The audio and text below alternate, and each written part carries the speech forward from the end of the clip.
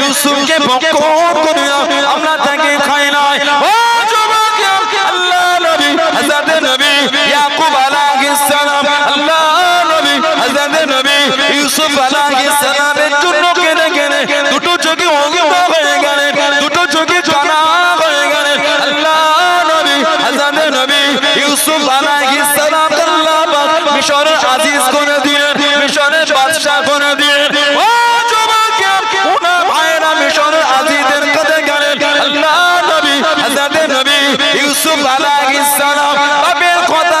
শুনে মনটা খারাপ হয়ে গেল, মনটা নরম হয়ে গেল। কোরআন শরীফ 12 পারা সূরা ইউসুফের মধ্যে 93 নম্বর আয়াতে আল্লাহ পাক জিকির করে দিয়ে আল্লাহ নবী হযরত নবী ইউসুফ আলাইহিস সালাম একটা জুব্বা পাঠিয়ে দিলেন, একটা জুব্বা দিয়ে দিলেন। ইযহাবু বিকামিসি হাযা ফালহু আলা ওয়াজি আবিয়াত বাসীরা। ও যুবক আল্লাহ নবী হযরত নবী ইউসুফ আলাইহিস সালাম জুব্বা খানা দিয়ে দিয়ে এই জুব্বাটা নিয়ে গিয়ে আব্বা জানের চোখে লাগাবে, আব্বা জানের চোখে লাগাবে। আল্লাহ পাকের হুকুমে চোখ দুটো ভালো হয়ে যাবে। আল্লাহ নবী হযরত নবী ইয়াকুব আলাইহিস সালামের চোখে, আল্লাহ নবী হযরত নবী ইউসুফ আলাইহিস সালামের জুব্বা খানা লাগাবার সঙ্গে সঙ্গে চোখ দুটি ভালো হয়ে গেল।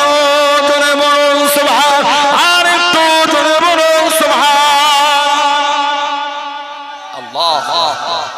আল্লাহ জিন্দাবাদ জিন্দাবাদ বলুন আলহামদুলিল্লাহ। আল্লাহ হুজুরে জুব্বা চোখে লাগে, এটা কোরআন শরীফ 12 পারা সূরা ইউসুফ 93 নম্বর আয়াতে। উলামা হাজরাতরা সব বসে হাজরাতরা আছে। ইযহাবু বিকামিসি এটা আছে কোরআন শরীফ। জুব্বা নিয়ে গেলে ভালো ভালো। এখন কথা হলো জুব্বাটা আসলো কোথা থেকে? ওই যে জুব্বা, ওই জুব্বাটা এলো উনি যে জুব্বাটা পাঠালেন, ওই জুব্বাটা উনি পেলেন। ওই জুব্বাটা হলো জান্নাতের জুব্বা, মিন হারিল জান্নাত, জান্নাতের রেশমি কাপড়ের জুব্বা। চলে বল জান্নাতের রেশমি কাপড়ের জুব্বা। হযরত নবী আদম আলাইহিস সালামের তৃতীয় সন্তান ছিলেন হযরত শীশ আলাইহিস শীশ আলাইহিস সালাম। আদম নবী ঘরে যখন আল্লাহ হাওয়া আলাইহিস সালাম জোড়া আওলাদ জোড়া বিয়ে হতো। শীশ আলাইহিস সালাম কিন্তু একা এসেছে। শীশ আলাইহিস সালাম উনি নবী, কিতাবে এসেছে আদম নবী ওনাকে আনতা খলিফাতি মিন বাদি, ইয়া বুনাইয়া হে আমার প্রিয় সন্তান, আনতা খলিফাতি মিন বাদি, তুমি আমার পরে দায়িত্ব পাবে। আদম নবী ওনাকে ভবিষ্যৎবাণী করেন। এই শীশ আলাইহিস সালাম কোন বর্ণনা এসেছে জানা সানারা নূরের এটা বর্ণনা আছে আল বিদায়া ওয়ান নিহায়া কিতাবে আছে। অনেকে এটাকে খণ্ডন করেছে। আদম আলাইহিস সালামের ছেলে শীশ আলাইহিস সালাম উনি ওনাকে শীশ বলা হয়, মানে আল্লাহ দান আলাইহিস সালাম। বর্ণনা এসেছে আদম নবী আল্লাহর দোয়া চাইলেন, জিবরাইল আলাইহিস সালাম একজন নিকাবওয়ালা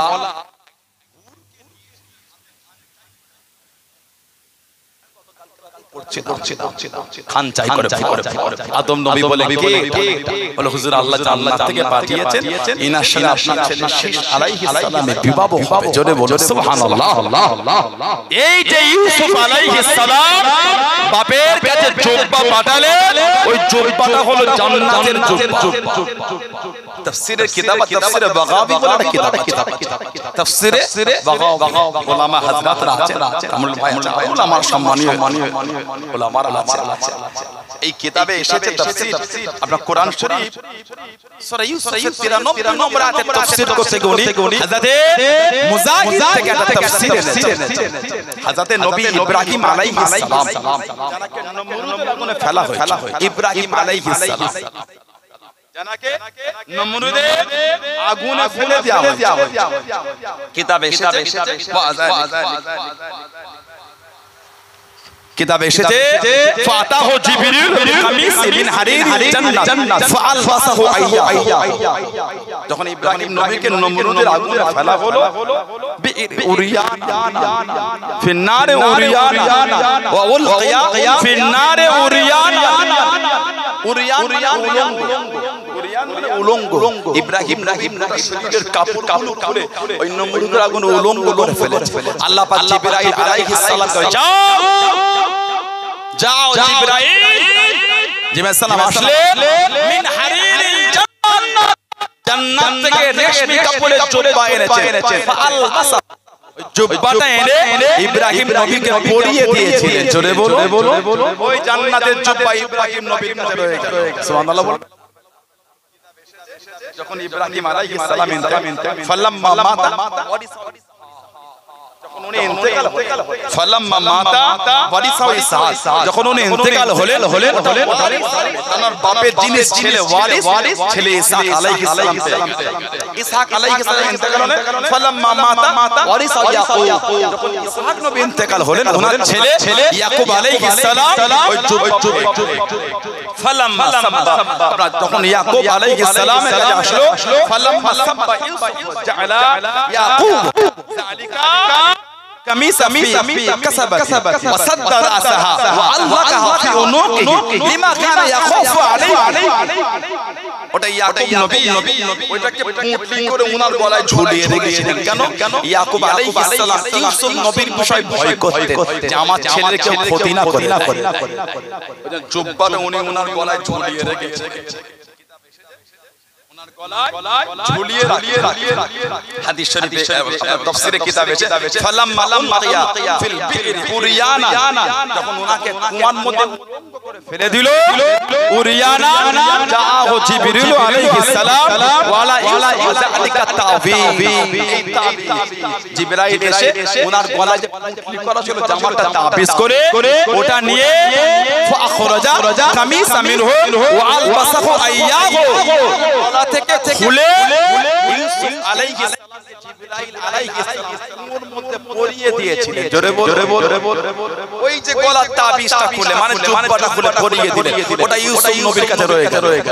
যখন কে বলল বাপ চোখে দেখতে পাই না ওই তখন সেই জান্নাতের জুব্বাটা আবার বাপকে দিয়ে পাঠিয়ে এই কোরআন শরীফের আয়াত সূরা ইউসুফ 93 নম্বর এই জুব্বা নিয়ে যাও ওই জান্নাতের জুব্বা এনে ইয়াকুব আলাইহিস সালামের চোখে লাগিয়েছে হুজুরের চোখ ভালো হয়ে গেছে জোরে বল আদেরকে জোরে বলা গেল না তাবিজ পড়া শিরক না নাউজুবিল্লাহ তামিমাটা শিরক আল্লাহ আমাদের তৌফিক দান করুন বলুন আল্লাহুম্মা তবে তাবিজ পড়াটা ফরজ ওদের উপর ব্যাপার পড়তে হবে না এরকম কোনো ব্যাপার দোয়া দরুদ পড়েন সূরা ফাতিহা পড়ে আয়াতুল কুরসি পড়ে গায়ে ফুদান যুবক ছেলে চেয়ারে বসে আমল করেন সূরা ফাতিহার উপর আমল করেন সেগুলো না খালি তাবিজ বলে গেলেন নিজেরা কিছু করবেন নামাজের মুসাল্লায় বসে কাঁদেন আল্লাহ বরকত দেবেন নিজেরা একটু মেহনত করেন খালি হুজুর তাবিজ নিজেরা কি করুন ছেলেরা আমল করুন আল্লাহ আমাদের তৌফিক দান বলুন আল্লাহুম্মা আমিন বলুন আল্লাহুম্মা হিরাক্কেল বাদশা অষ্টম হিজরি নবী পাক পাঠালেন 3000 এক নম্বর সেনাপতি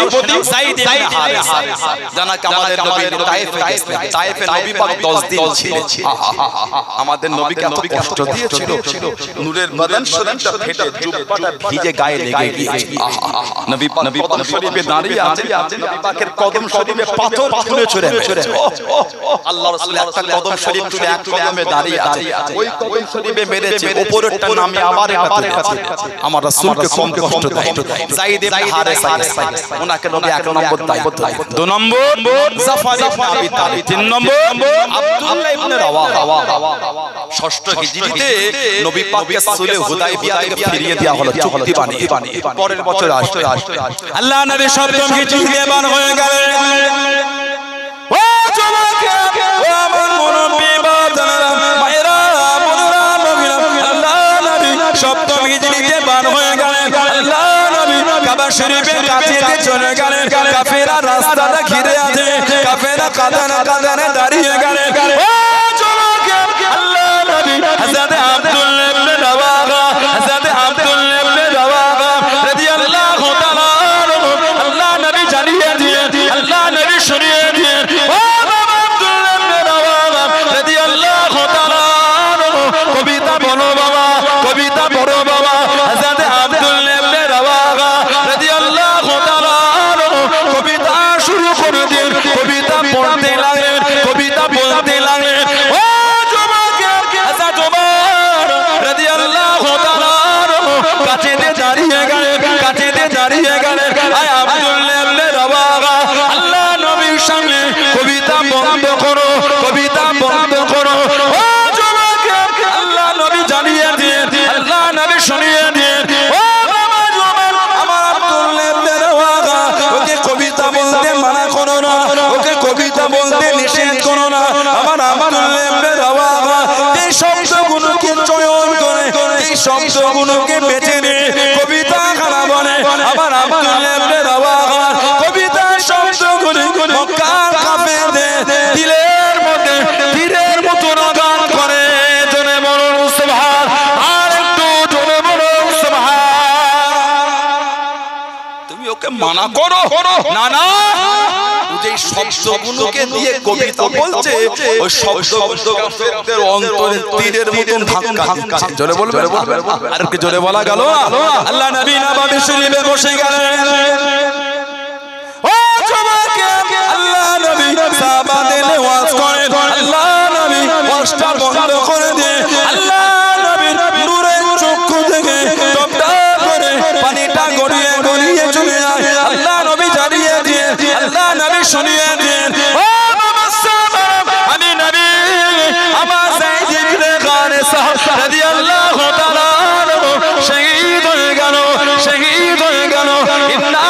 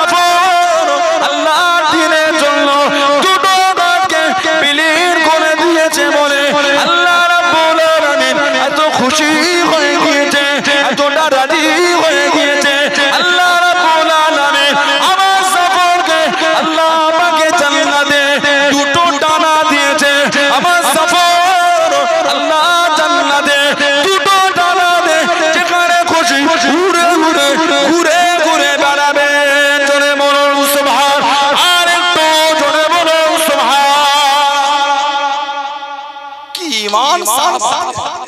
সাফর যুদ্ধের ঝান্ডা ডান হাতে করে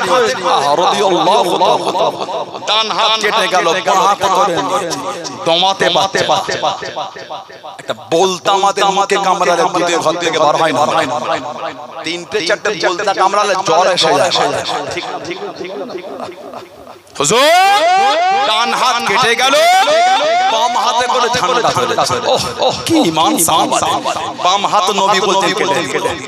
কোন বর্ণনা নাই এই ঝান্ডাটা এই তারি থুতনিতে মুখে টিপে ধরে রেখেছে কোন বর্ণনা নাই দাঁতে করে ঝান্ডাটাকে কামড়ে উঁচু করে ঝান্ডা তুলে রেখে যুদ্ধ চালিয়ে জোরে আর কে জোরে বলা গেল না আল্লাহর রাসূল বলেছেন সাল্লাল্লাহু আলাইহি ওয়া সাল্লাম জাফর শহীদ হয়ে অষ্টম হিজরি জমিনে যেখানে রক্ত পড়েছিল ওখান থেকে মুশক গাম্বারের খুশবু বার হয়েছিল জোরে বলো সুবহানাল্লাহ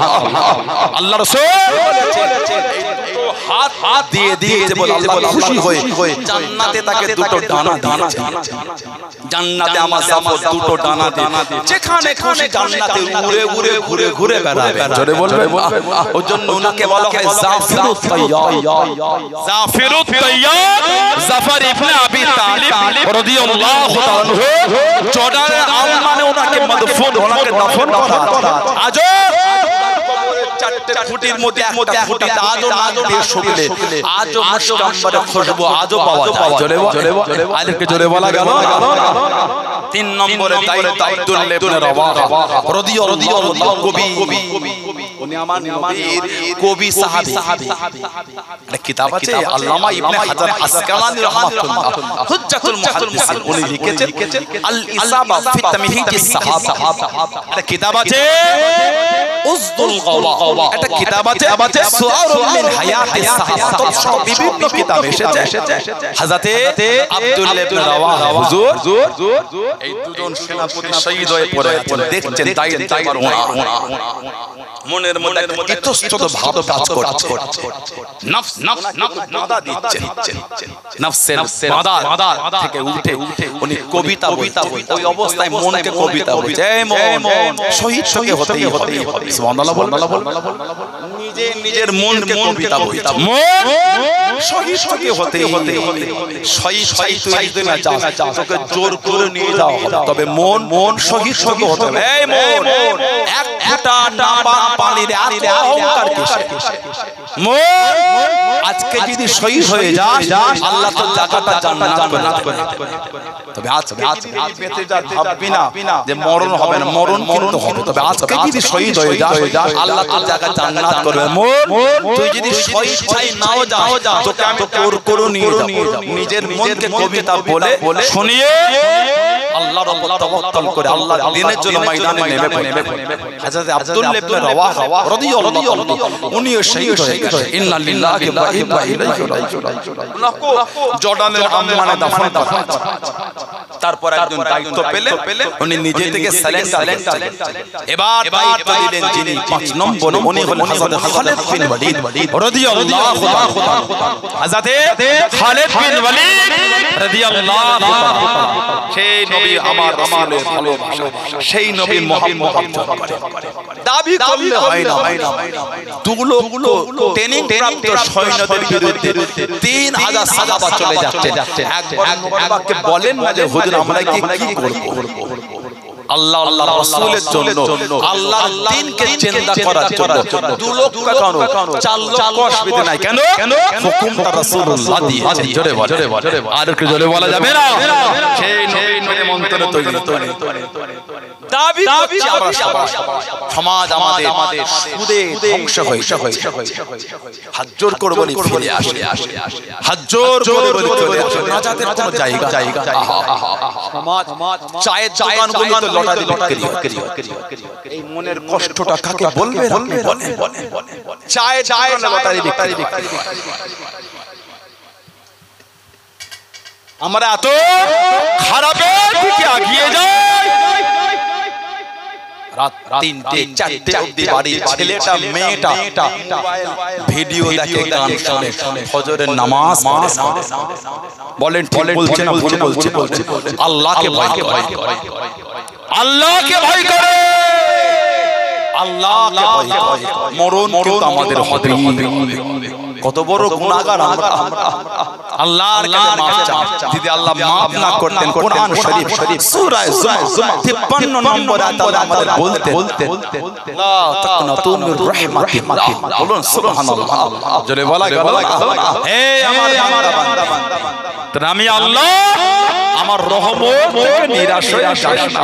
ইন্নাল্লাহ ইয়াগফিরু যুনুবা জামিআ ইন্নাহু হুয়াল গফুর নিশ্চয় আমি আল্লাহ তোদের যুনুবের গুনাহগুলিকে ক্ষমা ইন্নাহু হুয়াল গফুর রহিম নিশ্চয় আমি আল্লাহ হলাম গফুর রহিম রহমানুর রহিম জোরে বলবে আর একটু জোরে বলা গেল না আল্লাহর কাছে মাফ আল্লাহ আমাদের কবুল করুন আল্লাহ আমাদের ভাইগুলোকে বুঝার তৌফিক দান আল্লাহ পাক দয়াময় দয়া করে প্রত্যেকের মুখ থেকে আল্লাহ নোংরা গুনাহকে দূর করে দেন বলুন আমিন বলেন আমিন জোরে বলেন আল্লাহুম্মা আমিন একটু দরুদ শরীফ আল্লাহুম্মা না সেটা আপনার ঠিক করে আমি কি বলি হ্যাঁ করেন না আমার ফিডব্যাক ঠিকঠাক আমি বললে হয় শুধু বলেন না আল্লাহুম্মা সাল্লি আলা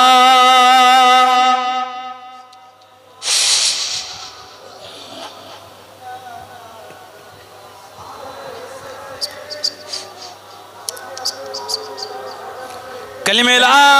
ইলাহা ইল্লাল্লাহ লা ইলাহা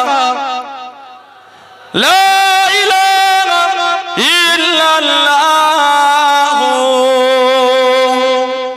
মুহাম্মাদুর রাসূলুল্লাহ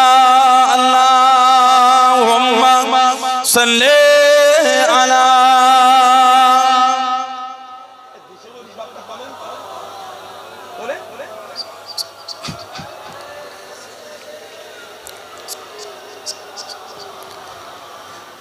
किस कदर फूल खिलाते हैं मदीने की हवा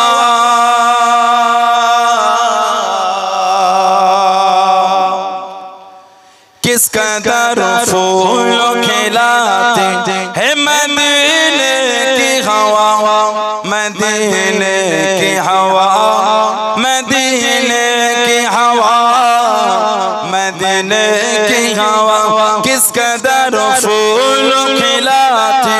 हैं मदीने की हवा किस कदर फूल खिलाते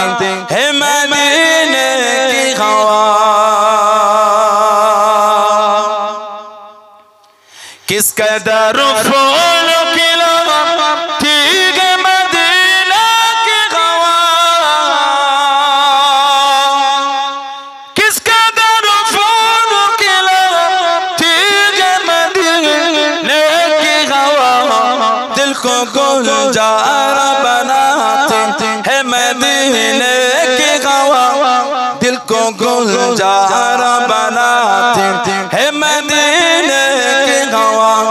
मदीने की हवा मदीने की हवा मदीने की हवा किस कदर फूल खिलाते हैं मदीने की हवा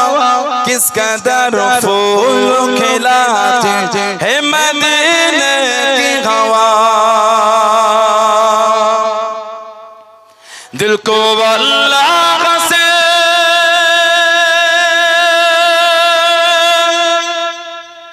दिल को अल्लाह से काफिर नहीं होने देते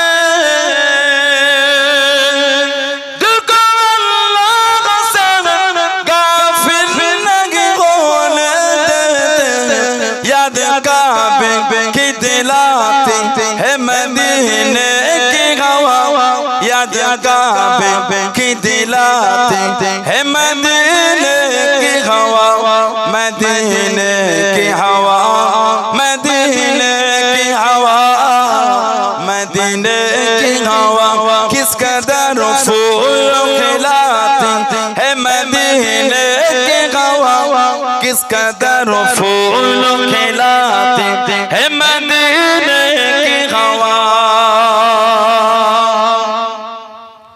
दिल को अल्लाह से दिल को अल्लाह से जोड़ती है मदीना की हवा, दिल को अल्लाह से जोड़ती है मदीना की हवा। उनके घर से उनके दर से उनके घर से उनके दर से है मिलाती है मदीने की हवा। उनके घर से उनके दर से है मिलाती है मदीने की हवा। मदीने की हवा,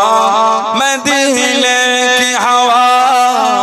मदीने की हवा किस कदर फूल खिलाती है मदीने की हवा। किस कदर फूल खिलाती है मदीने की हवा। अल्लाहुम्मा सल्ली अला मौलाना मुहम्मद वाला आले सैयदना। আমার ভাইয়েরা, বাপজানেরা, ছেলেরা, যুবকেরা, মায়েরা, মেয়েরা, বোনেরা, মহিলারা ভালো হন, শরীয়তের মধ্যে আসেন, মনটাকে ভালো করেন, নামাজি হয়ে যান। ছেলেরা নামাজি হয়ে যান, নামাজি হয়ে যান, নামাজি হয়ে যান। মায়েরা, বোনেরা নামাজি হয়ে যান। কেন নামাজ পড়েন? ভয় হয় না? ভয় সকাল থেকে ঘুম থেকে ওঠা থেকে নিয়ে ঘুমানো পর্যন্ত ইবাদত বলে কিছুই হচ্ছে না। কিন্তু আল্লাহ পাক আমাদের রিজিক বন্ধ করছেন। বন্ধ করেছেন? বলেন আল্লাহর ইবাদত কিন্তু আল্লাহর রিজিক বন্ধ করছেন। আল্লাহর কাছে মাফ চান, নামাজি হয়ে যান। আল্লাহর রাসূল বলেছেন as-salatu imaduddin, নামাজটা হচ্ছে দ্বীনের খুঁটি। সুবহানাল্লাহ। আর কি জোরে বলা গেল না? যার দ্বীনের খুঁটি নাই সে আবার দিয়ে মজবুত হবে কি করে? ঠিক না ভুল বলছি? বলছি না? আল্লাহ রাসূল বলেছেন আফজালুল ইবাদাত ইবাদাতুস সালাহ। যত রকম ইবাদত আছে সবথেকে উত্তম ইবাদতটা হচ্ছে নামাজ। জোরে বললেন আলহামদুলিল্লাহ। কোরআন শরীফে এসেছে জাহান্নামীদের জিজ্ঞাসা হবে জাহান্নামে কেন এলে? জবাব দেবে আমরা দুনিয়ায় নামাজ পড়তাম। এই নামাজ আল্লাহ নামাজের একটা রূপ দিয়ে দেবে। রূপ যখন আমাদের দাফন করে চলে আসবে মুনকার এবং নাকির দুটো গোত্রের দুটো ফেরেশতা কবরে যাবে। মান রাব্বুকা মা দীনুকা মান নবিয়ুকা, রাব্বুকা মা দীনুকা মান নবিয়ুকা। এই প্রশ্ন কোন বর্ণনা এসেছে, বুখারী সহ বিভিন্ন riwayat এসেছে একটাই প্রশ্ন হবে, কবরে আমাদের নবীকে দেখানো হবে। সুবহানাল্লাহ। কবরে রাসূলুল্লাহকে দেখানো হবে। মান হাজার রাসূল, এই ব্যক্তিটা কি? ইনার উপর কি আকীদা? রাত কবরে আমাদের নবীকে দেখানো হবে। জোরে বলো। সেই দিন কি জবাব দেবে? যেদিন নামাজি হলে আল্লাহ নামাজের একটা রূপ দিয়ে দেবে। বান্দা কবরে মাথার দিকে নামাজ। হাদিস শরীফের কিতাবে এসেছে মাথার দিকে মুনকার নাকির ফেরেশতা কবরে যাবে, নামাজ ঢুকতে দেবে। নূরানি চেহারা ধরে বাঁধা দেবে, সরে যাও। জবাব দেওয়া হবে কে আপনি? উনি বলবেন তখন আমি নামাজ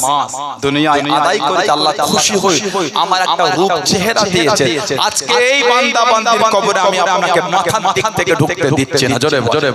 আর একটু জোরে বলা গেল না? নামাজি নিজেকে ইবাদতের মধ্যে নিয়ে আসি। যারা নামাজ পড়েছে, ইবাদত করেছে, তাদের থেকে শিক্ষা নিজেকে ভালোর মধ্যে আনে। জীবন তৈরি করেছে আল্লাহর ওলি, আল্লাহ পাকের নেক বান্দা, পেরানে দস্তগীর, মাহবুবে সুবহানী, কুতুবে রব্বানী, গাউসে সামদানি, ইমামে রব্বানী হযরতে বাবা আব্দুল কাদের জিলানী মাহিউদ্দিন আল বাগদাদি রাহমাতুল্লাহ জানাকে আল্লাহ পাক কাদেরিয়া তরিকার ইমাম করেছেন। জোরে বলো। আর একটু জোরে বলা গেল না? এত আলা মাকাম আল্লাহ বড় পীর সাহেব হুজুরকে দিয়েছেন। মাদ্রাসা নিজামি হযরত হাম্মাদ দাব্বাস রাহমাতুল্লাহ আলাইহি মাদ্রাসা হতো পরবর্তী বড় পেশা বুঝু দায়িত্ব প্রত্যেক বছরে কম বেশি 3000 করে ছেলে ওই মাদ্রাসা থেকে ফারেক হতো জোরে বললেন আলহামদুলিল্লাহ হযরত হাম্মাদ দাব্বাস রাহমাতুল্লাহ এই যে আপনারা ভিডিও করছেন অন্য কোন ছবি দেবেন আমার ছবি দেবেন একে ঠাসলো ওকে ঠাসলো এগুলো থামবেন অন্য উল্টোপাল্টা করবেন খারাপ জিনিস ঠিক না হুজুরটা ওই আলোচনায় কিছু করেন হুজুরের ছবি দিয়ে অন্যজন কদিন আগে তার ছবি আমতে ওর খুব খারাপ এগুলো থেকে অশান্তি তৈরি ঠিক না আপনারা করবেন আর আমাদের আলেম ওলামা পীরজাদা গুলোকে গাল খেতে এগুলো ঠিক না কিন্তু কি দরকার আছে বলে আমি আলোচনা করে আমার এর ও দিয়ে এর দিকে ঠিক দিয়ে ও দিয়ে এই দিকে ধারা দিয়ে কি লাভ আছে এগুলো ঠিক না আমি তো অন্য পাঁচজনের মতো হতে পারি না আমাদের ঘরে অনেকে গাল দেয় আমি তো দিতে পারি আমি তো কোনো শিখিনি ঠেস দিয়া চিমটে কাটা এগুলো আমাদের দ্বারা হয় না কারণ ছোট থেকে ওই পরিবেশে আমরা বড় ঘৃণা লাগে বলে করতে কথা বুঝতে পারেন ওগুলো করলে খারাপ ভালো লাগে না কি দরকার ইজ্জতের মালিক আল্লাহ এত কিছু করো ফুরফুরা শরীফে যতদিন তাতে লোক বেরিয়ে যাচ্ছে জোরে বলা গেল না আলহামদুলিল্লাহ বললেন না ওই দরবার আল্লাহ পাকের দরবারে কবুলিয়াত দরবার বলুন আলহামদুলিল্লাহ আমার ভাইয়েরা হযরত বড় পীর রহমাতুল্লাহ প্রত্যেকটা বছর 3000 করে ছেলে ফারেক হতে কম বেশি 12টা বিষয়ের উপর জ্ঞান দেয়া হতো আল্লাহ বড় বিশ্বাস এত বড় আলিম এত বড় জ্ঞানী করে হুজুর কত শের বলতেন না সেই গজল বলতেন যেমন আমরা বলি না আলেম ওলামা হযরত বলে মুফতি মুহাদ্দিস হযরতরা বলে বড় পীর বলতেন একদিন হুজুরের মজলিসে বসেছেন একটা শেরি ওই শের বলে শায়েরি বলে না বসেছে আর উনি বলছেন দেখবো আজকে বড় কটা শের বলে এই হাতে করে গুনলে হয়তো গুলিয়ে যাবে উনি একটা সুতলি নিয়ে বসেছে সুতলি বড় পীর একটা করে বলবে আমি একটা করে গিয়ে দেব লাস্টে গুনবো কটা হচ্ছে বড় পীর বসে শের বলে উনি একটা করে গিয়ে দিচ্ছে বড় পীর শের বলতে তার দিকে খেতাব করে বলছেন আনা ওয়াহিল্লু ওয়া আনতা তাকিত আনা ওয়াহিল্লু ওয়া আনতা তাকিত আমি শের গিট গুলো খুলছি আমি গিট খুলছি আর তুমি গিট গুলিকে আবার লাগাচ্ছ সুবহানাল্লাহ আর কি জোরে বলা গেল না বড় পীর যখন ওয়াজ করতেন হুজুরের কোন মজলিসে 10000 পর্যন্ত লোক বসে 10000 এমন বর্ণনা এসেছে হুজুরের মজলিসে 70000 পর্যন্ত লোক বসে শুনেছেন মাইক ছিল না আমাদের নবী হজ্জাতুল বিদায় হজ আল্লাহর রাসূল ভাষণ দিলেন আরাফাত নবী পাক হজ্জাতুল বিদায় ভাষণ কম বেশি 1,25,000 সাহাবা আল্লাহ সব সাহাবাদের কাছে আওয়াজ পৌঁছে যাচ্ছে জোরে বলে আর নবীর গোলাম রাসূল আযম নবী পাকের খাতির আল্লাহ উনাকে এত আলা ইজ্জত দিলে 70000 পর্যন্ত লোক প্রথমে লোকেরা হুজুরের ওয়াজ বিনা মাইকে তত শুনতেন সবথেকে পেছনে যিনি বসতেন তিনিও তত জোরে শুনতে পেতেন জোরে বলে হুজুরের উপর কিতাবে লিখেছেন একটা কিতাব আছে হযরত আল্লামা ইমাম শামসুদ্দিন জাহাবী রাহমাতুল্লাহ হাদিসের বড় ইমাম শামসুদ্দিন জাহাবী রাহমাতুল্লাহ কিতাবে হযরত আল্লামা ইবনে হাজার আসকালানি রাহমাতুল্লাহ তিনিও কিতাবে জিকির বড় পীর রাহমাতুল্লাহ এত বড় জ্ঞানী এত বড় শিক্ষিত কোরআন শরীফের একটা আয়াত বলতেন 40 রকম ভাবে খালি তাফসীর করতেন জোরে বলা গেল না কোরআন শরীফের একটা আয়াত বলে 40 রকম ব্যাখ্যা হতো বর্তমান গোটা পৃথিবী নিয়ে বলি গোটা পৃথিবী যত বড় বড় উলামা হোক একটা আয়াত শরীফের খুব বেশি হলে 10-12 রকম তাফসীর 15 রকমের বেশি করতে পারবে গোটা পৃথিবী তাই ময়দান কেঁপে যাচ্ছে আর হুজুর একটা আয়াতে 40 রকম তাফসীর হুজুরের মজলিসে আল্লামা জাওজি আল্লামা ইবনে জাওজি উনি বড় পীরের মজলিসে এসে বসে থাকতেন বড় পীর যখন তাফসীর করতেন আল্লামা জাওজি উনি বড় আলেম পাশ থেকে সাগি বলতেন ইবনে জাওজি এটা জানেন উনি বলেন এটা জানেন উনি বলেন বড় পীর সাহেব 11টা তাফসীর করেছে 11 রকম 11টা পুরো পর্যন্ত বলতে হ্যাঁ 11 রকম থেকে যে তাফসীর হচ্ছে 40 পর্যন্ত মানে কম বেশি 29টা তাফসীর উনি বলে 29 তাফসীরের আমার কোনো জ্ঞান প্রথমের 11টা ছাড়া 29টা তাফসীর আমি বলতে পারবো না বড় পীর আল্লাহ এত বড় আলাদা আলেম করেছিলেন জোরে বলো আর জোরে বলা গেল না আল্লাহ পাকের ওলি ও জমাকে পেরানে বিদেশ থেকে রাসূল আযম হযরত মুরব্বি রহমাতুল্লাহ আলাইহি হুজুর আমার মজলিসে বসে গেলেন হুজুর আমার ওয়াজ করতে লাগলেন একজন আরবি গ্রামারে বড় পণ্ডিত একজন নাহর বড় শিক্ষিত ব্যক্তি লোকের মুখে চর্চা শুনে দেয় আল্লাহর ওলি পেরানে বিদেশ থেকে রাসূল আযম হযরত মুরব্বি রহমাতুল্লাহ আলাইহি হুজুর ওয়াজ করতে করতে আরবি গ্রামারের কায়দা বলতে আরবি গ্রামারের কায়দা শেখাতে ও যুবকে এই চিন্তা ভাবনা নে হুজুরের মজলিসে চলে গেলেন হুজুরের বৈঠকে বসে গেলেন আল্লাহর ওলি পেরানে বিদেশ থেকে রাসূল আযম হযরত মুরব্বি রহমাতুল্লাহ আলাইহি সেদিন মজলিসে জিকিরের তালিম দিতে লাগলেন জিকিরের আলোচনা করতে লাগলেন ও যুবক 70,000 মজলিসে বসে বসে লোকটা বলে ফেলেছিল জাতা ইয়াউমা মিন্নি আজকে দিনটা বেকার হয়ে গেল আজকে দিনটা জায়া হয়ে গেল লোকের মুখে যেটা শুনেছি সেটা তো পেলাম না লোকের মুখে যেটা শুনেছি সেটা তো পেলাম না জাতা ইয়াউমা মিন্নি ও যুবক আল্লাহর ওলি পেরানে বিদেশ থেকে রাসূল আযম হযরত মুরব্বি রহমাতুল্লাহ আলাইহি ওয়াজ করতে করতে দাঁড়িয়ে গিয়ে তানা দিকে খেতাব করে বলে দিলেন তুফাদ্দিলুন নাবা আলা মাজালিসুজ জিকির তুফাদ্দিলুন নাবা আলা মাজালিসুজ জিকির তুমি কি বাবা জিকিরের মজলিসে থেকে নাহর মজলিসকে গুরুত্ব বেশি দাও উনি জলসায় বসে বলেছেন জাতা ইয়াউমা এত গুণ লোক আছে হয়তো সানাউল্লাহ সিদ্দিকীর কাছে আজকে তো অন্য কিছু আশা করেছিল হয়তো ওদিন একটা আশা করে আজকে হুজুর এই সম্পর্কে আলোচনা করলো হয়তো কেউ করেছে ওই ইলম কিন্তু আমি পাইনি ওই মারে ইলমটা আমি পেলাম ওলিদের কাছে আল্লাহ পাক ইলহাম করেন নবীদের কাছে আসে ওহী নবীদের কাছে আসে ওহী তানাদের দ্বারা আল্লাহ মুজিজা ওলিদের কাছে হয় ইলহাম তানাদের দ্বারা আল্লাহ কারামাত শয়তানের দ্বারা হয় ইস্তিজরা শয়তানের দ্বারা হয় শয়তান ওই জাদু করে না জাদু করে খুদিল আগুন জ্বলে গেল ওই শয়তানের দ্বারা হয় কথা বুঝতে পারছেন জাদু শয়তানের যেটা হয় ওটা হলো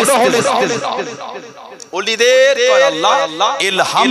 করে বড় পীর সাহেব উনি নিজেই বলেছে জাতা ইয়াউমা মিন্নি ইনি এখানে বলছেন তুফাদ্দিলুন নাহবা আলা মাজালিসুজ জিকির তুমি জিকিরের মজলিস থেকে না ওটা গুরুত্ব দিচ্ছ আসো আমার কাছে থাকো উনি বলে বড় পীরের কাছে আমি এক বছর ছিলাম কম বেশি নাহু আরবি ফাসাহা বালাগাতের উপর আল্লাহ এত ইলম আমাকে মিলিয়েছে আমার এত বছরের জীবন আমি ওই ইলমে সামান্য এই বছরে যা পেয়েছি এত ইলম আমি এত বছরে পাই না জোরে বলুন সুবহানাল্লাহ বড় পীর জানার মাজারের কাছে দাঁড়িয়ে গেলেন কে চার ইমামের ইমাম হযরত ইমাম বাহাউদ্দিন নকশবন্দ রাহমাতুল্লাহ জানার মাজারটা হলো উজবেকিস্তান ইমামে বাহাউদ্দিন নকশবন্দ রাহমাতুল্লাহ ওনার নাম হলো বাহাউদ্দিন ওনার নাম ওনাকে বলা হয় নকশবন্দ জীবনে বললে পাবে যেদিকে উনি দেখতে অটোমেটিক আল্লাহ লেখা হয়ে যেত যেটা বলা গেল না উনি যেদিকে দেখতে অটোমেটিক আল্লাহ লেখাটা হয়ে যেত ওইজন্য ওনাকে বলা হয় নকশবন্দ নকশা করনে ওয়ালা যেটা বলা গেল না আল্লাহ পাকের ওলি ও জমাকে হযরত বাহাউদ্দিন নকশবন্দ রহমাতুল্লাহ আলাইহি আল্লাহর ওলি চার ইমামের ইমাম তরিকা চার ইমামের ইমাম গাউসুল আযম হযরত মুরব্বি রহমাতুল্লাহ আলাইহি মাজারের কাছে দাঁড়িয়ে গেলেন কবর কবরের কাছে দাঁড়িয়ে গিয়ে কবরটা জিয়ারত করতে লাগলেন মাজারটা জিয়ারত করে মুনাজাত শেষ করে একটু দূরে দাঁড়িয়ে দাঁড়িয়ে বড় পীরের প্রশংসা করেন বড় পীরের তারিফ করেন আল্লাহ পাকের নবী আল্লাহ পাক আপনাকে গাউসুল আজম করেছেন আল্লাহ পাক আপনাকে পেরানে পীর করেছেন আল্লাহ পাক আপনাকে কাদরিয়াত তরিকার ইমাম করেছেন বড় পীরের প্রশংসা করেন বড় পীরের তারিফ করেন ও যুবক